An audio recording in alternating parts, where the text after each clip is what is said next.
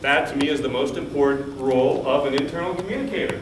You must respect your audience, and if you don't, then to me, find another profession. You have to do that. I'll tell you a little story that relates to that. I have a leader, a friend of mine in my company, who said other leaders have been talking about me, and they're worried that perhaps I care more about serving employees than serving the company. And I'm thinking to myself, why, of course. Of course that's how I am. I will serve employees more than a company. A company is a legal entity. It's your employees, the people who we try to serve. And I hope that we treat every one of our employees with respect. And again, I hope that comes through in the presentation. So the first photograph, I want to talk about the purpose. Our purpose hasn't changed in a year. Our purpose hasn't changed in 10 years. We have a fourfold purpose for our Intranet. And key advice, which I'll summarize at the end, you must have a purpose. The value of the purpose is it helps us decide what to work on, what we do and what we don't do. If it fits the fourfold purpose, we do it. If it doesn't, we don't do it. So, number one purpose for any Intranet anywhere in the world to me is enhance employee productivity. If you're not doing that, then why bother?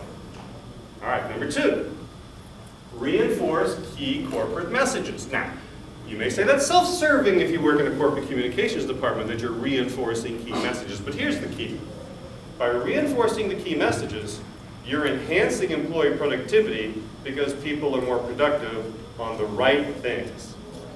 And that's really important in the era we live in now, when we have scarce resources, few people, lots of work. You have to optimize their work by having them work on the right things. Okay, number three.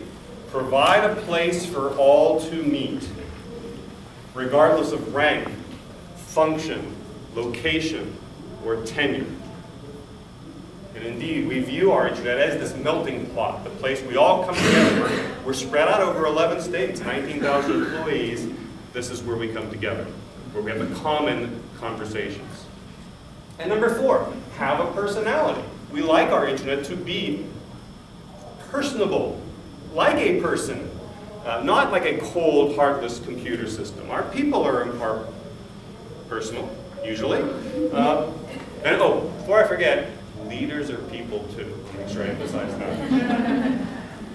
All right, so just briefly, the scope of our company. I'm showing you our service territory here. You can see we go from the state of Michigan, which you can't actually see much of on the slide, right here is Columbus, Ohio, in case you want to know where our headquarters is, right about there. And we extend all the way down to Texas.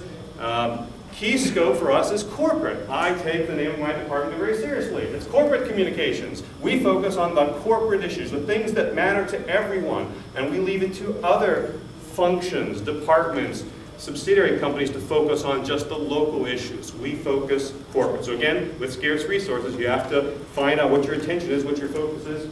Our focus is corporate. All right, alignment.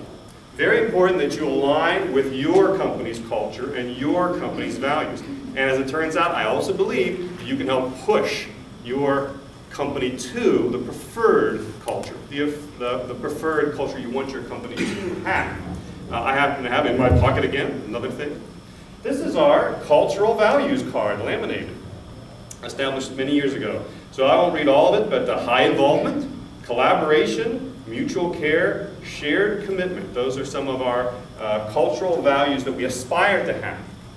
Now, how do I use these? I use these to, when I introduce new concepts that support them, and someone says, why are you doing that? Why are you providing interactive elements for our employees? Well, because it shows mutual care and shared commitment and high involvement and collaboration. So leverage your culture and values as best you can to get the things done you want to get done. And by the way, this is also why, as I go around the world and look at other companies' intranets, none of them are the same. Because no two companies seem to have the same culture and values. All right, governance. There is a lot of debate over who should govern an intranet. Should it be human resources, marketing, corporate communications, information technology, a committee? To me, it just has to be somebody. place somebody in charge, give that somebody or that group the authority to make timely, quick, swift, responsive decisions. A key inhibitor for making your internet a success, and certainly for making it interactive success, is control. The sense of control. Control, the issue comes up in two places. Number one, from your own colleagues in the corporate communications department who feel that our job is to control the message. Control the message. I don't think we ever controlled the message, but we certainly cannot today. So letting go of that philosophy takes some time. The second part of control is, and we see this in our company in certain pockets, there are supervisors who do not want their employees interacting in a internal public forum like our intranet. Again, they want to control the conversation, afraid what someone will say. But again, I think over time those are going to wear away. You're not going to have as many people, but it is an issue. So what are enablers? What allows you to lubricate interaction, if you will? Well, number one is context. Context means make sure that you provide something that appeals to, inspires, provokes people based on their work, their life, the things that matter to them. So making sure your things are highly relevant. We have no open-ended discussion areas on our internet. Everything is provoked by a topic, typically a key corporate message that people are responding to. So the conversations are focused and relevant. So clearly, I think it's important to provide context. Another form of context, though, if I may, is you can't just have an interactive internet and let the people run with it and merely monitor it. No, you as communicators have to participate too. You have to show or demonstrate the behavior, demonstrate that you're listening, participate yourself. So don't think that you can just step away from it. You've got to be involved as well. What do you get out of an interactive internet? Number one, to me, I think you get insight. You have, as I think would be prudent, all these conversations, they're not ephemeral. We place them all in an archive and they're all searchable. So I can find any date range, any person, any topic. I can see all the conversations related to that. So an institutional memory, if you will, is what our interactive elements allow. And I think that's quite important. But the most important outcome is the relationships, which I think mirrors, probably for most of you, why you're at this conference.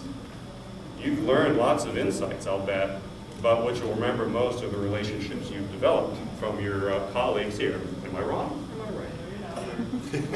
All right. So the relationships are what's important. And there are places where we actually try to identify, here's how you may be connected to other people, and that may lead you to a relationship. And a relationship may start as a personal relationship, but to me, again, that merely is the front door into a business relationship. All right, here are the screenshots. So we're going to show you the screenshots now.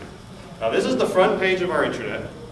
As you can see, it's dominated by a photograph. That's what we call the photograph of the day. It changes once a day, every day, hence the name, photograph of the day. Below that, I'll show you some screenshots of news and other items. To the right, hopefully you can see, we do have a performance table. We actually highlight the things that are really important to our company and put that right there front and center. And even if you weren't really involved in restoring power to a customer that may be without power, we're reinforcing the fact that's a really important part of our business. We don't want our customers to be without electric service.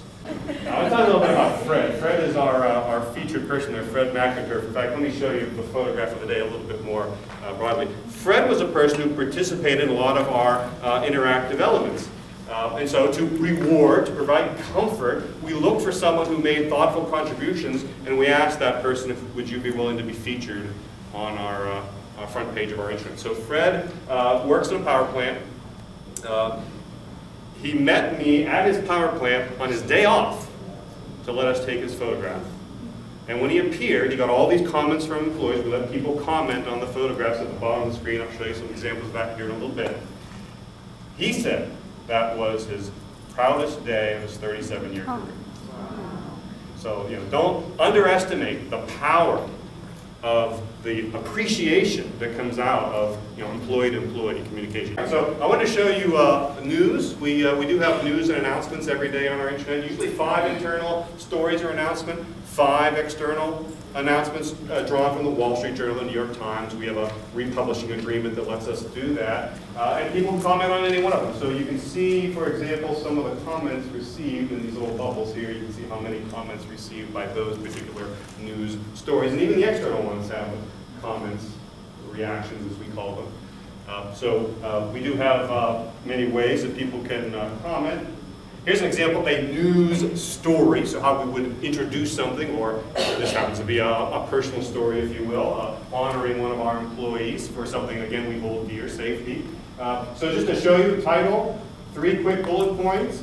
Related topics, each is a link that shows other stories previously written with that same topic. So if you want to know other stories about safety, you can click on that and see all the most recent ones. And then these 2 little arrows let you go forward and backward through the stories. And the reason why we like this design is you don't have to read the whole story. It could be 5,000 words long, but you might just get what you need from these 3 bullet points and then move on to the next story. So we're trying to be respectful of employees' time and let them absorb information very quickly. At the bottom of every story is a little reaction box. Remember, I told you had to make it accessible, make it convenient for people to respond. So you've just read it. There's the box that invites you to respond. Your name is automatically put in there. If you want to respond onto the story, a comment appearing on the story, your name will be attached.